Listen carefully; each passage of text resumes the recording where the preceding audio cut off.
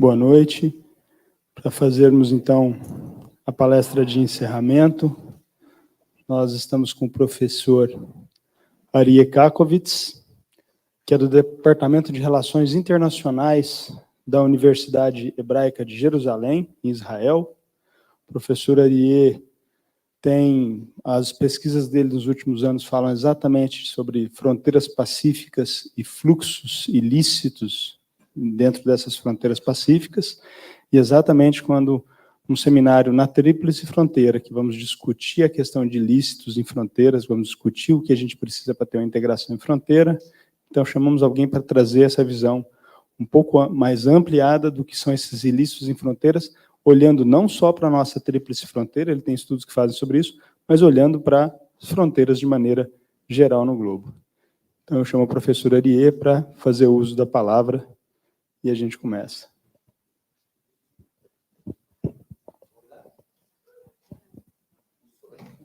Okay. Hola, sí. I can talk in English, but I guess you prefer me to speak in Spanish, right? ¿Quieren que hable? Voy a hablar en español, que es mi lengua materna. Se escucha, soy argentino de origen, pero más de 40 años en Jerusalén. Y no voy a hablar demasiado. Después dicen que los académicos no somos disciplinados. Trataré de hablar no más allá de las 6, porque de hecho es muy extraño. Hace 2 días atrás, si algunos de ustedes estaban aquí, yo estaba en Jerusalén y aterricé a las 6 de la mañana en San Pablo, así que para mí son casi las 12 de la noche, ¿no? Pero voy a tratar de continuar la conversación para abrir, para mí lo más importante es abrir al diálogo, pero hay una asimetría lingüística. Ustedes los brasileños entienden español, los hispanoparlantes no es exactamente así. Así cuando abrimos al diálogo, traten de hablar despacito, porque para mí esto es un desafío intelectual. En el poco tiempo del cual voy a hablar, quiero en primer término agradecer a los profesores Atasio Franchi, a Tomás Espósito, que tengo entendido se tuvo que ir por razones de Estado, y a Luciano, el presidente de IDESP. Es un placer estar aquí y les puedo decir que luego de 10 años de investigar el tema, para mí también es fascinante, porque ustedes son los practitioners aquí. Yo soy teórico. No hice fieldwork y fui a investigar a criminales o a los agentes del orden, porque acá estamos como en Star Wars. Ustedes son de bright side y hay dark side.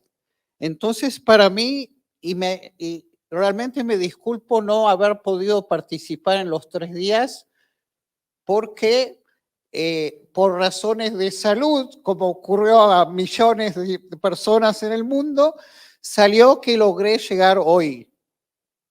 Si me hubiera agarrado un día más tarde, no estaría aquí.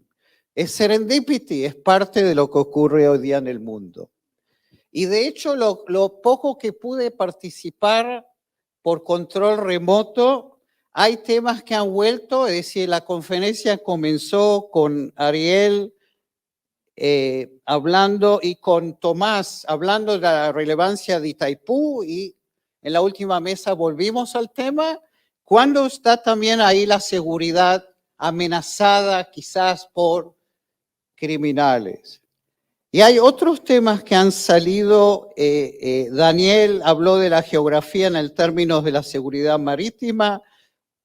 Lo que presencié físicamente, es decir, Alexandra hablando de bargaining y cooperación, y Fabiano, estás allí, ¿sí? Que mencionaste la idea de servidores públicos. Suena un poco como el príncipe de Machiavelli y el contexto político. Pero vamos al tema. Lo que voy a tratar es continuar un poco, como les dije hace 2 días atrás, contarles un poco de esta investigación. Y, de hecho, para mí también es fascinante que para mí esta investigación comenzó teóricamente estudiando el caso de la Triple Frontera. Como dije hace 2 días atrás, hace más de 10 años atrás me pidieron que escriba un capítulo, un libro que se llama American Borders, editado por Arturo Sotomayor, Harold Trincunas y Maya Jaskowski. Y como parte de la investigación, creo que les conté, y vuelvo a contarlo porque es quizás lo más interesante, en el 2013 tuve la oportunidad de entrevistar al difunto fiscal Alberto Nisman, que fue designado por Néstor Kirchner para investigar los casos de la embajada, especialmente de AMIA, del ataque terrorista más grave cometido en Sudamérica, 1994, que las raíces tienen que ver con este lugar. Y es también un thriller, ¿no? Porque Nisman no se suicidó, como alegó la vicepresidenta. Tengo que cuidar lo que digo, porque estoy viajando a Argentina el sábado. De cualquier forma, vamos a ver, vamos a seguir.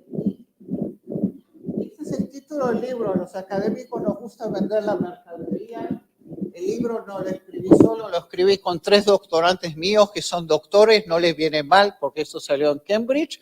Y pregunta trivia muy obvia, ¿qué es ese dibujo? Yo les puedo contar un poco la alegoría, suena un poco nepotismo, pero el pintor es de casualidad mi sobrino y él habla de las nubes negras representando el crimen y los rayos de sol saliendo, representando la cooperación de la cual hablábamos. ¿Qué es este dibujo? A ver, ¿qué es esto? Ustedes están más cansados que yo. ¿Qué es este dibujo? ¿Qué es? Eso es basado en una fotografía de... Claro, la triple frontera, ¿verdad? El Paraná y el Iguazú. Es un caso, ¿no? De varios casos, y eso es lo que les voy a contar. Bueno, acá está, no sé si pueden verlo en inglés, les digo lo que les contaba hace 2 días atrás, que generalmente en relaciones internacionales asociamos el crimen transnacional con fenómenos de guerra. Y acá, nuevamente, como investigador de paz, no voy a alegar que la paz crea el crimen o la globalización, pero que puede facilitar con ciertas condiciones, como sabemos que en globalización hay movimiento lícito de mercadería, de personas y demás, ocurre lo mismo con movimientos ilícitos. Ese es el argumento. Ahora, esto está en inglés, lo estoy traduciendo. Siempre tiene que haber un puzzle, ¿no? Siempre tiene que haber algo interesante. Como decía Sherlock Holmes, ¿por qué el perro no ladró? El argumento teórico, nuevamente soy académico, los casos, la evidencia, hablaré muy poquitín de la triple frontera. El desafío es parar a las 6 de la tarde, vamos a ver. Y no tengo a alguien que me está diciendo 5 minutos, 3 minutos, 1 minuto. Y lo que para mí, con un poco de chutzpah, que es también una palabra de hebreo, chutzpah es desvergüenza, porque ustedes son los practitioners. En todos los libros que he escrito, siempre al final hay algo que tiene que ver con policy recommendations, con recomendaciones. ¿Okay? Y lo voy a hacer bien rápido, así yo no me duermo y ustedes tampoco.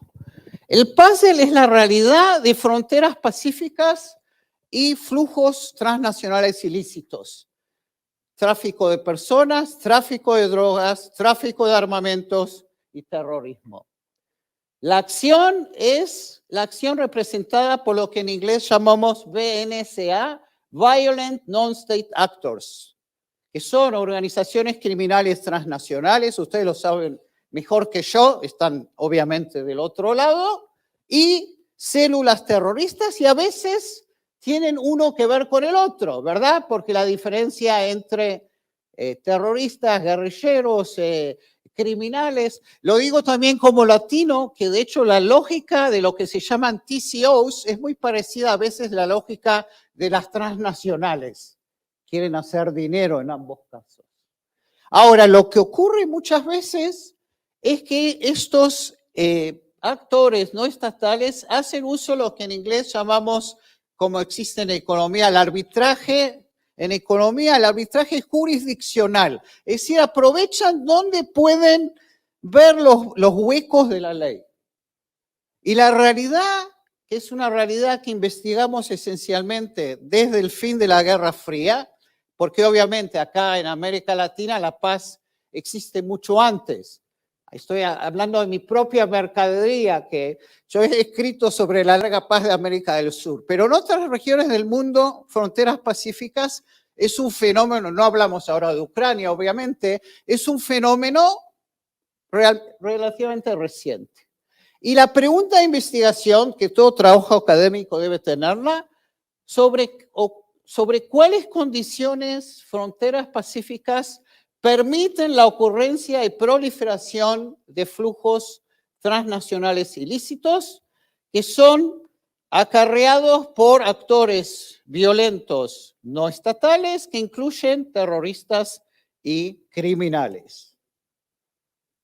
El argumento teórico se refiere, como decía, a condiciones que permiten, que no voy a entrar aquí, y les cuento, esto también es paradójico. Yo he escrito varios libros sobre paz, y con este último libro me dicen, ¿pero cómo? ¿Estás en contra de la paz? Digo, no, pero la paz puede tener consecuencias unintended, no intencionales, lo mismo que la globalización. Y de hecho, y creo que eso lo presenté hace 2 días atrás, y nuevamente no estoy inventando la rueda, ¿no? Es decir, son hipótesis que tienen sentido común. La variación en la proliferación de flujos transnacionales con fronteras de paz es función de 3 elementos. Y esos elementos, por lo menos lo que presencié en este simposio, se ha hablado del tema. El primero es en qué medida las fronteras están abiertas, son vulnerables, son soft. Y la idea es, nuevamente, en la medida que la frontera está abierta en términos físicos e institucionales, hay más lugar para estos flujos transnacionales. El segundo elemento es el elemento político, que se refiere al tema de la gobernanza. Y creo que se mencionó hoy también, que estaban diciendo que vuestro país, Brasil, no controla suficientemente las fronteras. Bueno, ustedes son, bueno, Argentina tampoco es un país pequeñito, pero estoy pensando como israelí, ¿no? Israel tiene 24.000 kilómetros cuadrados, es un chiste para ustedes, ¿no? Y también, bueno, ven, me voy por la tangente. Israel es un país que no tiene fronteras, pero de eso tengo que venir y darles otra clase o otra charla, porque es otro tema. Pero a lo que voy es, la cuestión política tiene que ver con gobernanza en el sentido que en qué medida el Estado funciona institucionalmente, como en política comparada decimos Estado fuerte o Estado débil, no en términos militares, sino en términos, digamos, de control. Y hay un elemento que es un poco más subjetivo, pero que es súper importante, que es el tema de political willingness. ¿En qué medida el Estado quiere controlar? Recuerdo una discusión que tiene que ver con Brasil y Río de Janeiro entre Catherine Sicking, que es una profesora yanqui, se ocupa de derechos humanos en América Latina, y Thomas Risse y Tania Borgel, con el tema de relativa soberanidad, y Catherine le estaba diciendo a mis amigos alemanes, no es que el gobierno, y bueno, nuevamente mi chutzpah, porque ustedes tienen la respuesta, no es que el gobierno brasileño, el gobierno en Río de Janeiro no puede, sino no quiere controlar las favelas. Tú me dirás cuál es la respuesta. Es decir, pero acá hay una cuestión de political willingness, ¿no? ¿En qué medida el gobierno quiere controlar la frontera o el área que no hay soberanía? Y el tercer elemento es el elemento socioeconómico, que también es muy claro en vuestro país y en general. Es decir, en la medida que hay una disparidad económica, el país más rico atrae como magnet a flujos de las partes más pobres.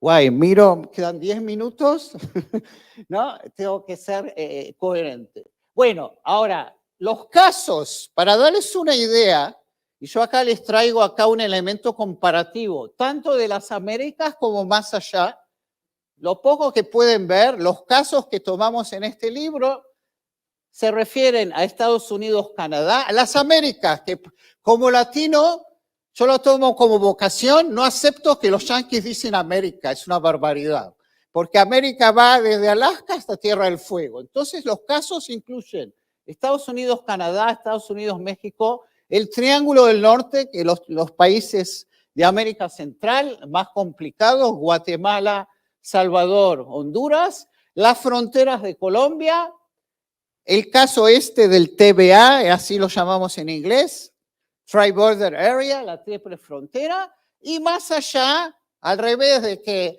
Colombia vino para acá, nosotros fuimos para allá, Europa con Schengen, la comunidad europea, Schengen, Europa respecto a los Balcanes. También, como vengo de Israel, los únicos dos casos de fronteras pacíficas, Israel-Egipto, Israel-Jordania, que ahí hay también una variación interesante que tiene que ver con el control de la frontera. Y también vimos el caso de África del Sur luego del apartheid, los años 90, y el caso del sudeste asiático. Y como ven, lo que poco que pueden ver, podemos hablar de tráfico de armas, tráfico de drogas, tráfico de personas y terrorismo. Vamos más allá y de hecho, lo que les dije, les conté que les voy a un poco comentar, los resultados empíricos, porque el trabajo tiene un marco teórico, pero tenemos varios capítulos de las diferentes regiones. Entonces, por ejemplo, tomemos la primera hipótesis, que es la hipótesis del grado de control físico institucional. Vemos, por ejemplo, que en el caso de Estados Unidos y Canadá, las fronteras están integradas, las fronteras están abiertas y controladas, pero de hecho la hipótesis no está demostrada, porque entre Estados Unidos y Canadá no hay un alto grado de criminalidad.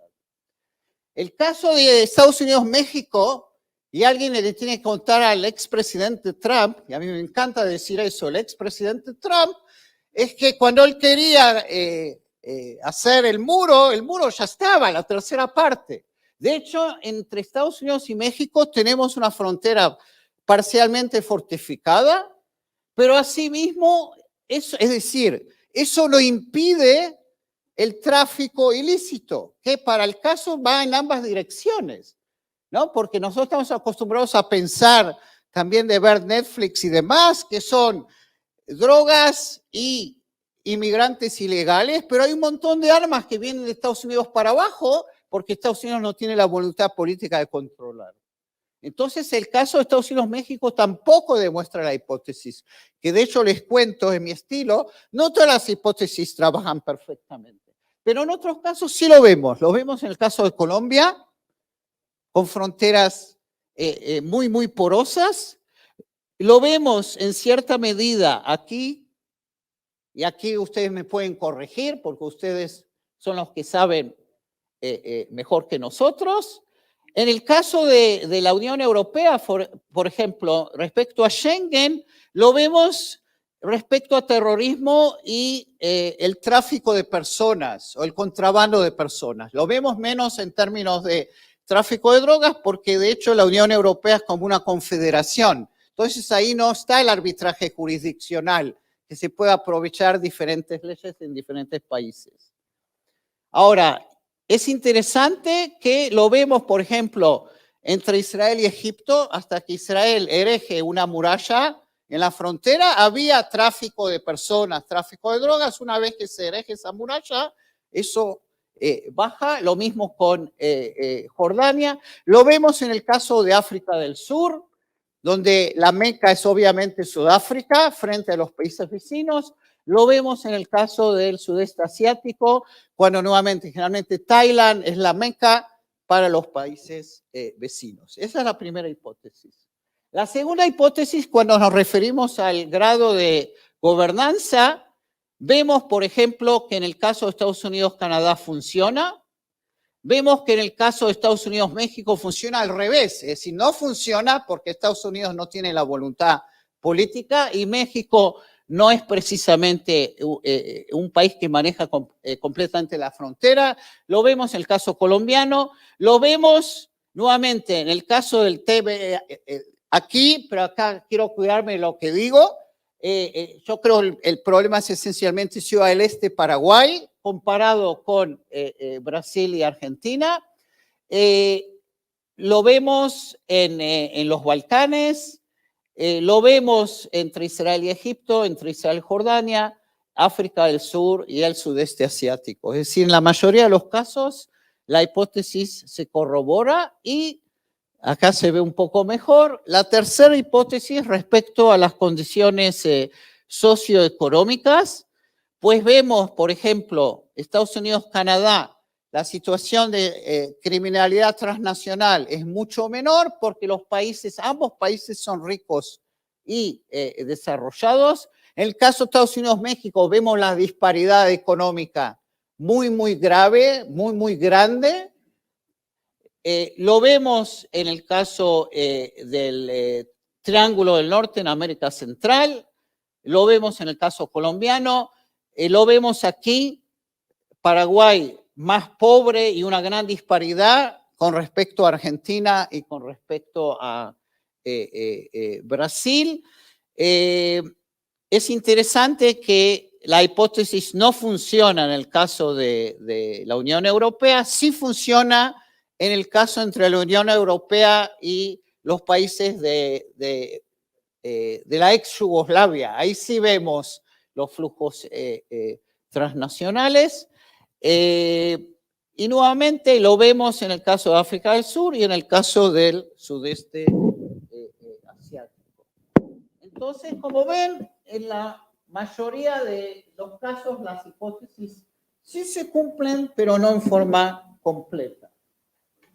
Nuevamente, yo pensé que iba a dar una charla más tarde, un poco más larga, y también esta es una charla con de 48 horas en la mitad, ¿no? Es decir, pero nuevamente, el caso de la triple frontera es un ejemplo.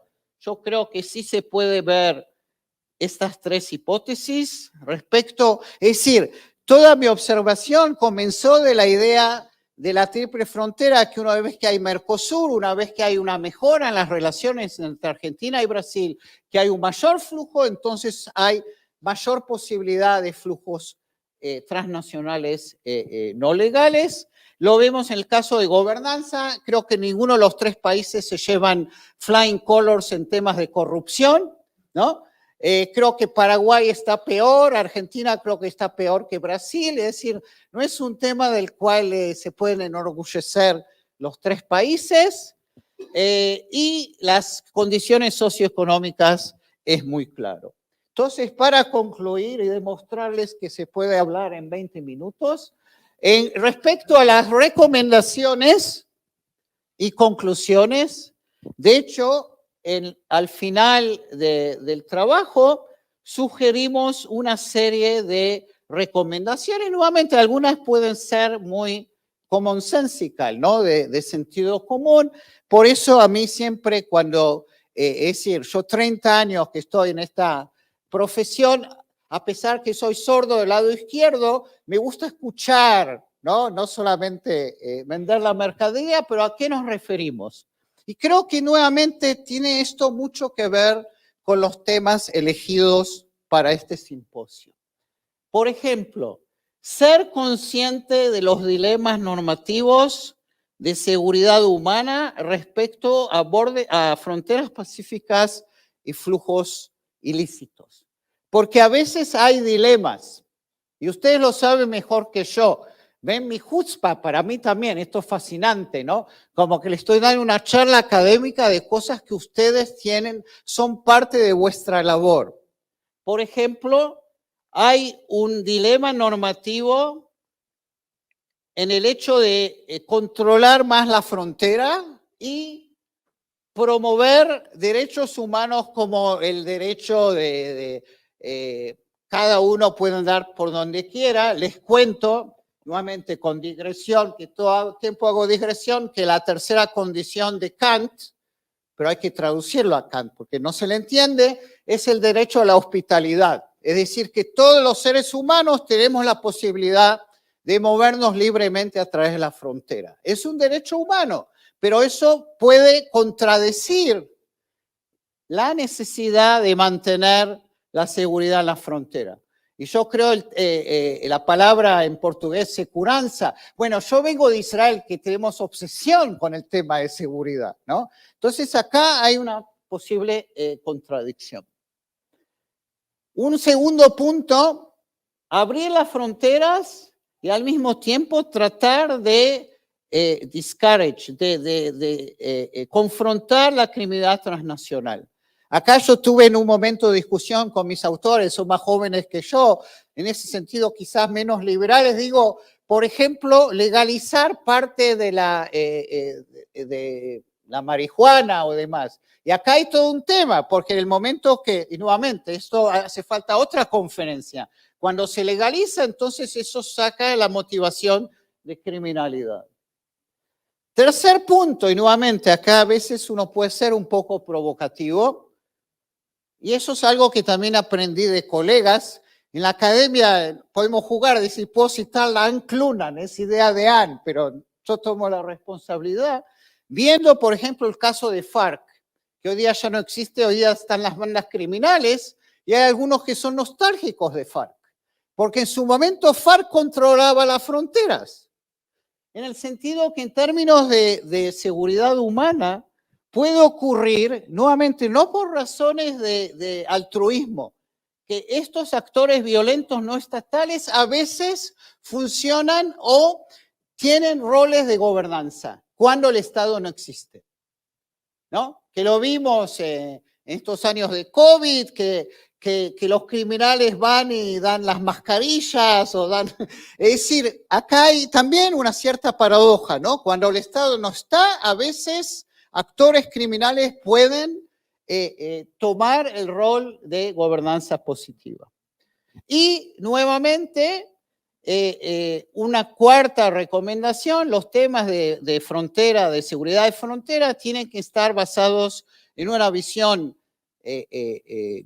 digamos, general, holística, que tiene que tratar siempre de entender la lógica que tiene que ver con razones socioeconómicas. Es como, nuevamente, uno no justifica el terrorismo, pero tiene que entender la lógica política o la lógica económica. ¿Ok? Ya estoy casi terminando. Nuevamente, y esto no estaba coordinado, pero surgió, por lo menos en lo que asistí hoy, creo que en los últimos 2 días, la necesidad de cooperar y de gobernanza efectiva sobre todos los niveles posibles.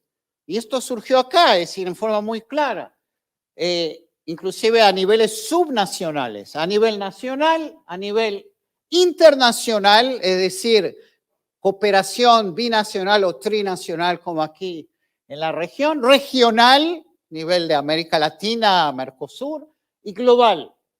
Y en ese sentido, por ejemplo, se puede pensar en soluciones creativas, como hay, por ejemplo, en el perímetro de América del Norte, México, Estados Unidos, Canadá, que es cooperar más allá de las fronteras físicas. Y eso existe. Es decir, ayer en Madrid me pidieron el pasaje de Puerto Iguazú a Buenos Aires para ver que no me quedo, ¿no? Me pidieron en Madrid, no acá. Es decir, la cooperación va más allá de la frontera física. Ahora, hay otro punto, y esto le doy el crédito a Daniel Weiner, que es un autor, él es del lado más cívico del Río de la Plata, no como yo, él es de Uruguay, que Daniel Weiner sugiere que a veces la cooperación bilateral regional en combatir el crimen también puede mejorar las relaciones pacíficas. Cuando el marco de referencia es, por ejemplo, la cooperación entre Israel y Egipto, que tenían una paz, yo lo llamo siempre frozen yogurt, ¿no? Una paz congelada, y que la lucha común contra el yihad en Sinai mejora las relaciones entre los países. Y por último, para concluir, y no me pasé demasiado el tiempo, nuevamente, y acá está la paradoja, sí promover y preferir la paz, que es mejor que la alternativa, que es la guerra, Y yo creo que acá, ustedes también lo saben, veo hay muchos militares y ustedes no se ocupan de guerra, ¿no? Se ocupan de otras labores y eso está muy bien. Ojalá que en mi país, en Israel, lleguemos a esa situación.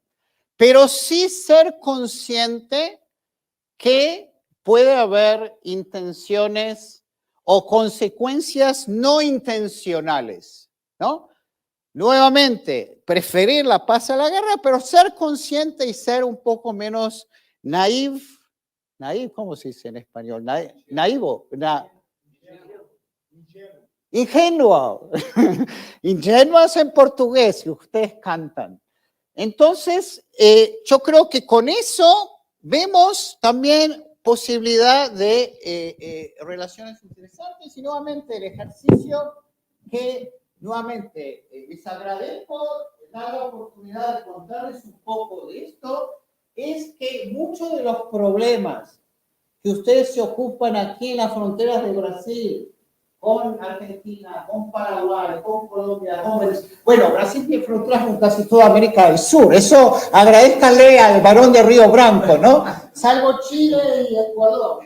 Pero a lo que voy es que muchos de los temas que se tocan aquí también existen en otras latitudes. Eso es lo que hacemos como cientistas sociales, buscamos patterns, buscamos patrones de comparación. Bueno, por ser medianoche en Jerusalén, creo que sobreviví. Muchas gracias.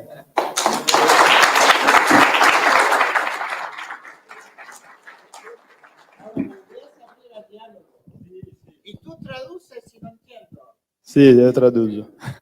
Pessoal, vamos abrir agora umas questões. Quem quiser começar daqui do palco. Se alguém quiser fazer uma pergunta, vamos começar com o Luciano. Palhano, eu só queria chamar a atenção, por favor, saque a corbata também. Al fin podemos. Alfabeto, Aleph, viene de Aleph, es propaganda de la Universidad de Jerusalén. Sí. Muy bueno. Profesor, una cosa que me llamó atención. Despacito, Perfecto. Una cosa que me llamó atención durante la pandemia fue que todo estaba parado en el primer momento.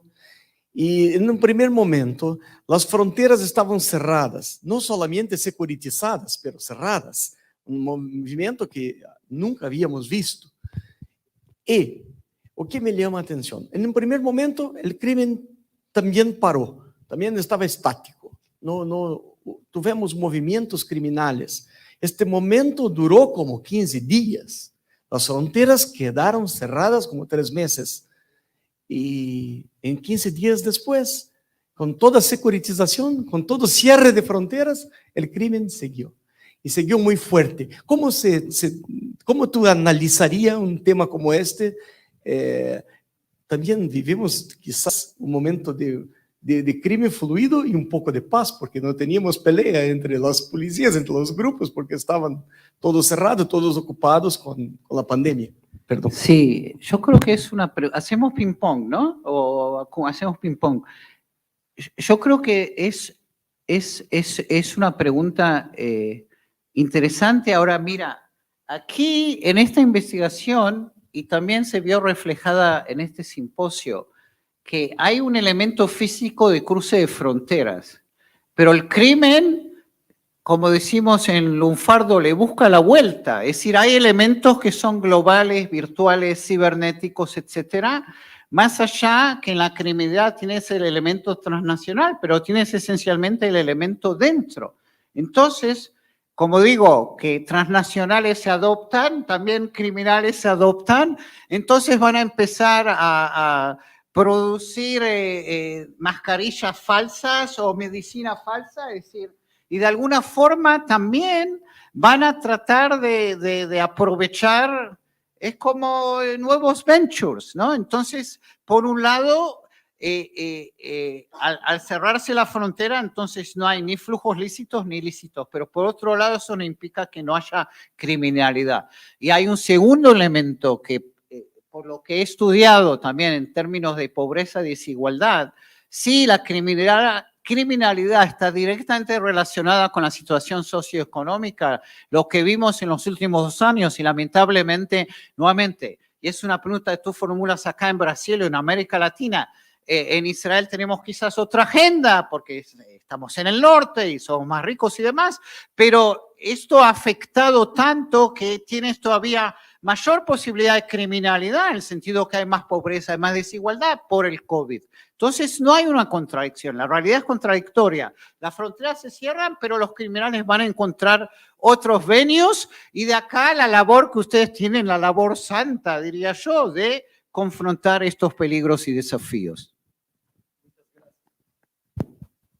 Professor, obrigado, muitas graças. Sim, o senhor entende português, né, pelo que eu entendi. Então, no caso da nossa tríplice fronteira, em se confirmando as 3 hipóteses, e me parece ser esse o caso, as consequências inesperadas da paz, elas ocorrem e tudo bem. Mas a fronteira do Brasil, como o senhor mesmo observou, é muito grande. Então, ainda que medidas no sentido de fortalecer a fiscalização na fronteira com o Paraguai e com a Argentina, mediante a atividade da criminalidade, causará, é fácil prever isso, causará uma migração da criminalidade para outras regiões, ou fará com que a criminalidade use caminhos mais longos para chegar até o Brasil, caminhos alternativos pelos nossos vizinhos. Então, o estudo da tríplice fronteira, chegando a essa conclusão, teria que fortificar a fronteira do Brasil toda. E isso é uma impossibilidade, mas já estou quase chegando lá. A nossa região aqui, ela tem uma característica muito específica, que é de conurbação e de um certo entendimento, até por razões socio-históricas, entre os povos. Então, eu gostaria muito, por exemplo, que na polícia na qual eu trabalho e nas demais polícias, os policiais aprendessem a falar espanhol para atender melhor aos nossos vizinhos e para entender melhor a legislação dos nossos vizinhos. Ocorre que não só a diferença de nível socioeconômico existe, por exemplo, entre o Brasil e o Paraguai, como o senhor mencionou, mas a região da tríplice fronteira, não só essa, mas todas as outras tríplices fronteiras do Brasil, elas têm uma diferença socioeconômica muito grande, considerando a conurbação, a união da fronteira, com a região dos grandes centros consumidores dentro do Brasil, que se abastecem tanto das drogas quanto das mercadorias que são contrabandeadas. Então, além dos parabéns pela pesquisa e do agradecimento, a pergunta é: o senhor conhece alguma outra realidade nesse estudo, mundo afora, que tenha essa mesma característica, ou seja, de cidades fronteiriças, que tem a economia muitas vezes se confundindo, e de populações unidas historicamente, mas que sofrem dentro do próprio país? Porque isso é uma coisa que acontece no Brasil. A economia ser muito forte nos grandes centros consumidores gera uma disparidade não do Brasil para o vizinho, mas da região de fronteira para o próprio Brasil. A ver si entendí parte, pero creo, déjame ver o hago un poco mi exégesis, ¿no? Mi interpretación, que quizás en términos comparativos la triple frontera no es la frontera más complicada para Brasil. Es decir, y de esto un poco aprendo de colegas como Marcos Ferreira, que escribió al respecto. Es decir, que, por ejemplo, creo que la frontera con Colombia o la frontera con Venezuela es un desastre porque Venezuela se ha transformado en un estado criminal, ¿no? Entonces, en el momento que tú dices, que es un poco como la pregunta de Luciano, en el momento que mejoras en un lugar, pues se empeora en otro lugar, ¿no? Y nuevamente la solución ideal sería, como lo vemos en el caso de, podría decir relativamente, por ejemplo, Argentina-Uruguay, o Argentina-Chile, o Estados Unidos-Canadá, que si tienes niveles socioeconómicos similares en ambos lugares, de la frontera, pues entonces va a haber menos appeal, menos motivación para esa criminalidad. ¿Sí? Y disculpa si entendí, no del todo también, porque a esta hora es tarde para mí. Gracias. Creio que só completando somente completando uma coisa de Palhano. Solamente completando uma coisa, creio que também Palhano comentou, é que pensar em uma outra forma, Maria, que pensar assim, se acá em la Tríplice Frontera, como não pensamos acá como uma fronteira, pero como uma região única, que tem nível único de desenvolvimento, e que se prejudica, e que se tem todo o tráfico e todo o ilícito, não somente por causa da desigualdade desde acá hasta Puerto Iguazú, pero desde acá hasta São Paulo, desde acá hasta Rio de Janeiro, desde Puerto Iguazú a Buenos Aires, ou hasta Asunción. Es un poco decir, yo tomo, Ignacio, lo que tú sugieres en dos direcciones diferentes. Primero, pensar, y en las relaciones internacionales hoy día hay un elemento que se llama paradiplomacia, que se refiere a ciudades o estados o regiones.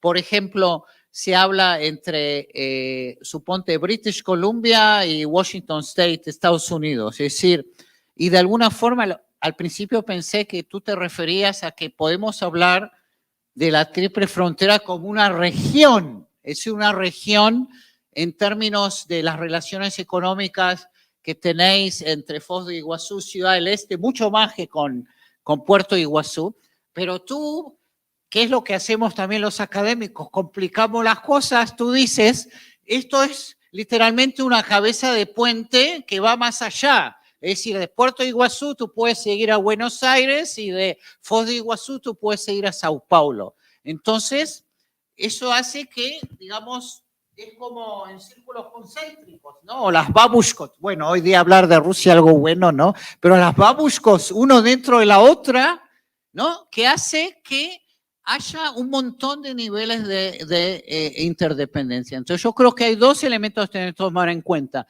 Una, que creo que este es un caso muy peculiar, es decir, y nuevamente hay una cierta interdependencia que la tenéis aquí, entre Israel, Jordania, Egipto y Arabia Saudita hay una triple frontera o 4 fronteras, pero no hay un nivel de interdependencia económica como la tenéis aquí. Y el segundo elemento que tú te refieres es que nuevamente hay que ver a dónde van con todas estas rutas de criminalidad que pueden ir más allá de los puestos o lugares fronterizos que estamos hablando.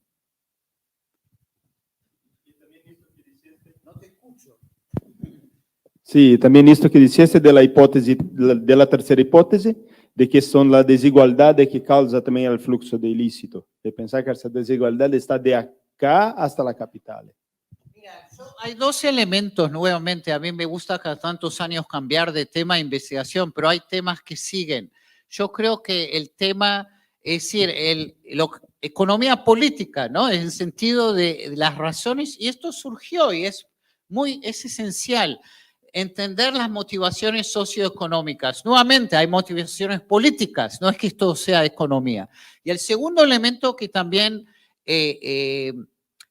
lo tomé cuando estudiaba el tema de zonas de paz en América del Sur, es que no es a veces una cuestión si el país es democrático o no, que también es importante y saludable, sino en qué medida hay un nivel de gobernanza, en qué medida el Estado está dispuesto a controlar y uno encuentra en forma muy clara, suena un poco estereotípico, que países que son considerados fuertes en sentido de Joel Migdal, digo, no fuertes militarmente, porque Costa Rica, Uruguay, en América Latina son países fuertes, son países con gobernanza. Pero no tienen, Costa Rica no tiene ejército, y Uruguay es un chiste, tampoco tiene ejército. En cambio, hay países que son mucho más débiles. Yo creo que la gobernanza es un tema clave para entender el tema del simposio y otros temas en sí. ¿Alguna última pregunta? Profesor, buenas tardes. Mayor Marco Granja de Ecuador le saluda. Qué bueno.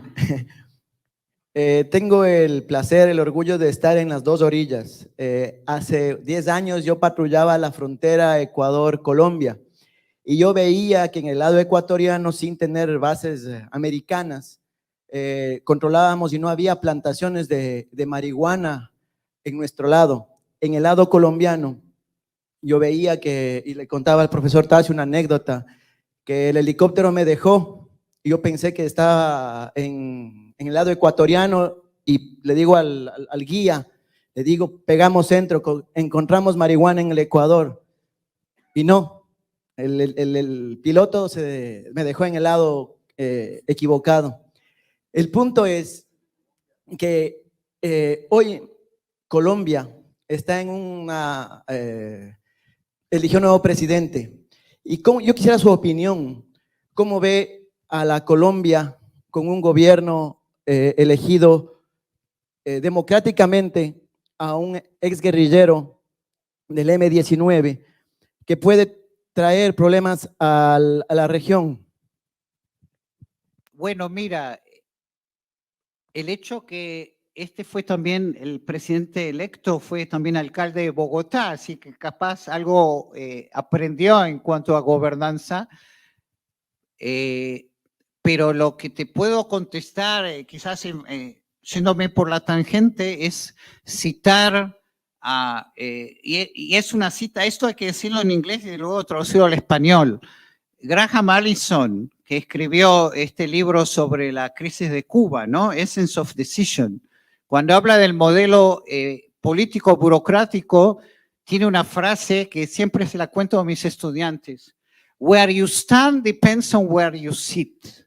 ¿No? En el sentido que ahora el presidente electo de Colombia tiene que manejar Colombia, ya no trabaja para el M-19, ¿no? Entonces, en ese sentido, capaz que puede sorprender, ¿no? Es decir, y capaz que puede tener la posibilidad que yo creo que el acuerdo de paz celebrado con la FARC fue nuevamente es mejor que la alternativa, pero no ha sido puesto demasiado en práctica y no ha sido demasiado popular. Capaz que un presidente en Colombia, que creo que es la primera vez después de, o nunca, ¿no? Que viene de la izquierda, capaz que él tiene la posibilidad de amenguar la polarización en Colombia y manejar estos temas.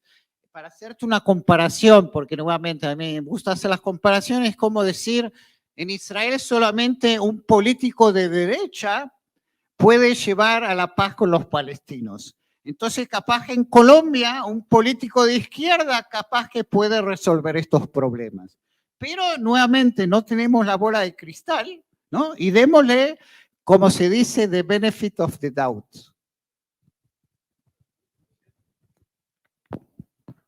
Professor Tacho, professor Areia, em nome dos quais cumprimento a todos já com boa noite. Despacito. Serei em português.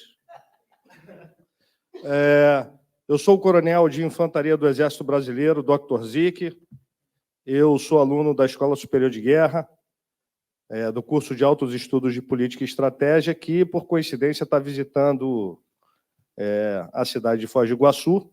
Tivemos hoje cedo lá em Itaipu Binacional, e eu pedi uma parte para poder participar aqui do evento, sabendo que o senhor estaria aqui, a convite também do meu amigo professor Tássio. Recentemente, eu comandei o maior comando de fronteira do Exército, na Cabeça do Cachorro, com 1.315 quilômetros de fronteira, a responsabilidade por 110 mil quilômetros quadrados, todos dentro dos 150 quilômetros de faixa de fronteira, 110 mil quilômetros quadrados. Estamos falando de algo parecido com Portugal, na verdade um pouquinho maior, 1.000 quilômetros a mais. Com a mesma infraestrutura rodoviária de Portugal, nada, somente rios. 1.315 quilômetros de fronteira, entrando ali na tríplice fronteira, Venezuela, Colômbia e para sul Brasil, com vários rios e igarapés e uma cobertura florestal simplesmente gigantesca. eu gostaria de saber se nos estudos que o senhor fez ao longo desse tempo, o senhor já se debruçou em alguma fronteira como essa que eu acabei de citar para o senhor. Sem infraestrutura nenhuma.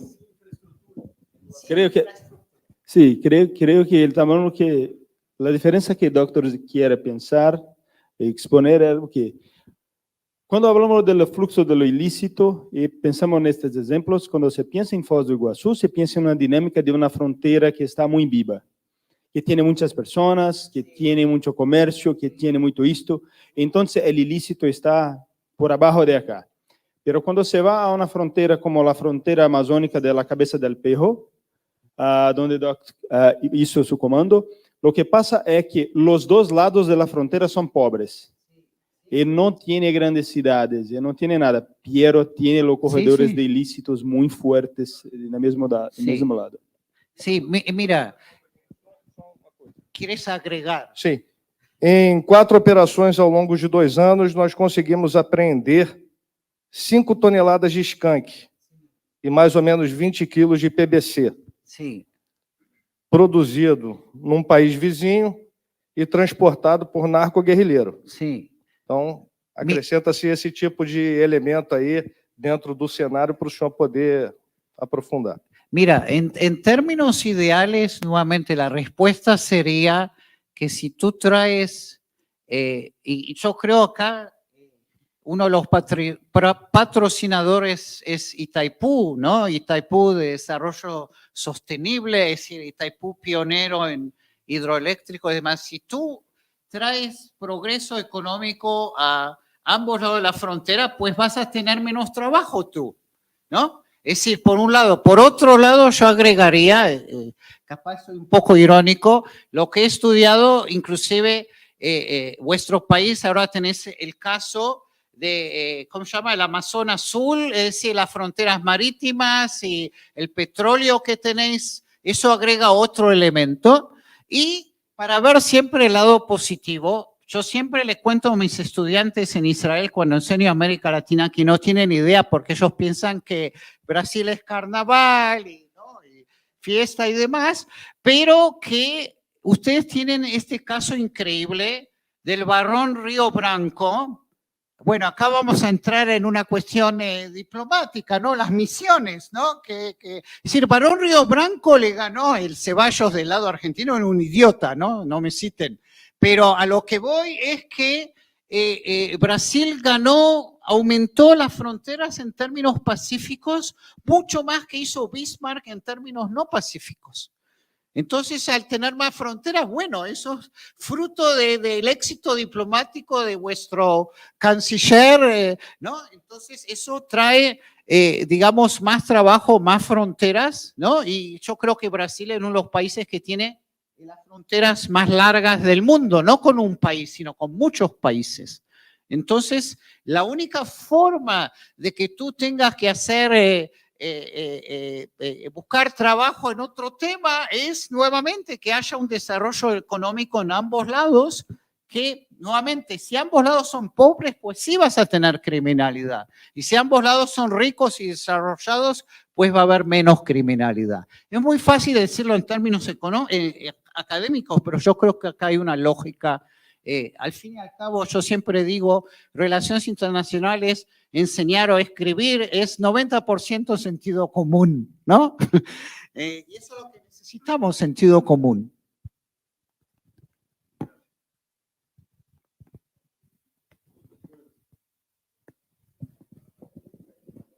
Né? Tá indo. Yo quiero mantenerme despierto, así que si hay más preguntas, está bien. Não, creio que por el adiantado da hora, creio que vou lhe agradecer muito, Ariê. Eu quero lhe entregar a Luciano.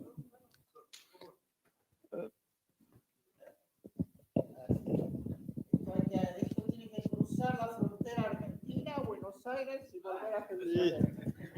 Le entrego um regalo. ¡Guay! Libros, no esto pesado. Pouco de livros, Muchas gracias. todos sobre fronteiras. Sí, pero, ok, bueno, muchísimas Gracias, gracias. muchísimas Bueno, gracias. un placer Tengamos estar outro. aquí. Sí. Y Con esto terminamos el Congreso también. Sí, con eso terminamos el Congreso. Ahí ahora vamos al próximo Congreso, que ojalá que no se tenga más COVID y que eso possamos pasar bien. Del lado brasileño.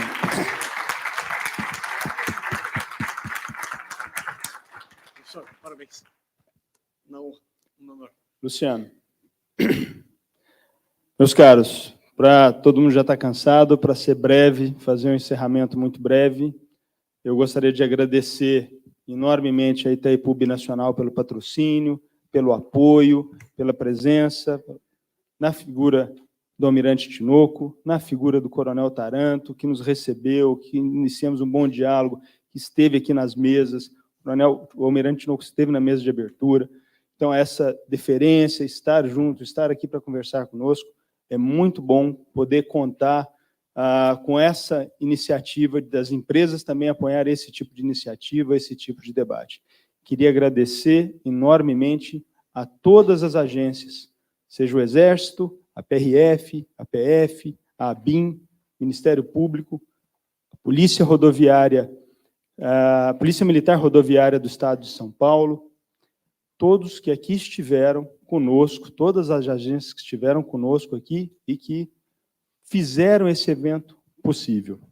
Me perdoem se eu esqueci alguém, o Luciano me corrige se eu esqueci alguém. Né? O IME, né? O IME está aqui, eu esqueci só o meu vizinho da frente. A Receita Federal, né? Agradecer muito a casa. Quero agradecer muito a casa. Bordion, por favor, transmita os meus cumprimentos novamente. Eu sei que ele não pôde vir porque exatamente estava com Covid, mas transmito os meus cumprimentos a ele. E eu gostaria de agradecer pessoalmente também ao Luciano, ao IDESF, as meninas do IDESF que trabalharam tanto e ajudaram tanto aqui, né? Lucas, que também trabalhou na medida do possível, a gente botou ele para trabalhar aqui. Então, agradeço muito a todos por estar nesse evento. Esperamos que, em breve, teremos um próximo evento, no ano que vem. A gente tem a 4ª edição e a gente possa, a cada ano, ir melhorando e estreitando esse diálogo um pouco mais. Tá bom? Agora, deixo o Luciano também fazer as últimas palavras dele. Só me resta referendar vossas palavras de agradecimento a todos, ao professor Arie, que saiu lá de Israel, veio com toda a força, e já sei que é tarde por allá, e sei bem o que é um fuso horário, porque llego recentemente de Portugal e já cheguei arriba do evento, e sei como é esto cansativo. Muchísimas gracias, un honor recibirlo. Estábamos, como dicen en el primer día, muy ansiosos para oírlo y verlo. Porque tú, cuando pregunté, ¿tú me escuchas, profesor? Sí, no solo te escucho como te veo. Mas muchas gracias a todos, muito obrigado a Itaipu e a Polícia Federal e a todos os órgãos que aqui nos estão, todas as pessoas que estão também nos acompanhando ao vivo nesse momento. Muito obrigado. E que, oxalá, possamos em breve fazermos a 4ª edição do Simpósio de Defesa Nacional, Fronteiras e Migrações, Estudos sobre Ajuda Humanitária e Segurança Integrada. Muito obrigado.